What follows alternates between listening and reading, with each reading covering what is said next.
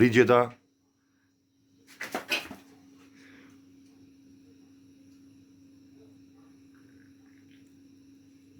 Perfect.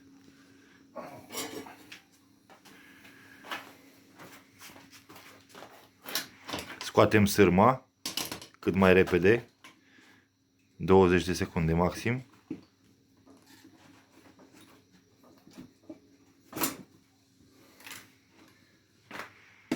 Să vedem ce ești acum.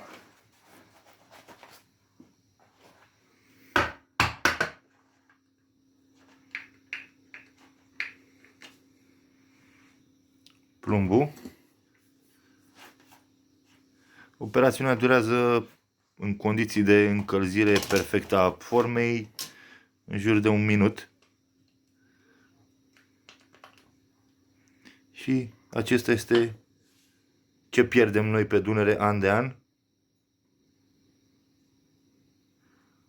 Stil gripa, doar că i-am polizat formei chestia din mijloc să nu rămână cu gaură pentru introducerea firului mai ușor.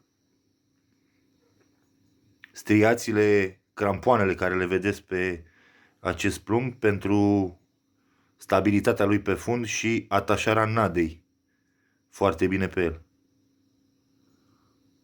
Vă urăm fire întinse și la cât mai puțin plumbi pierduți pe bătrâna Dunăre.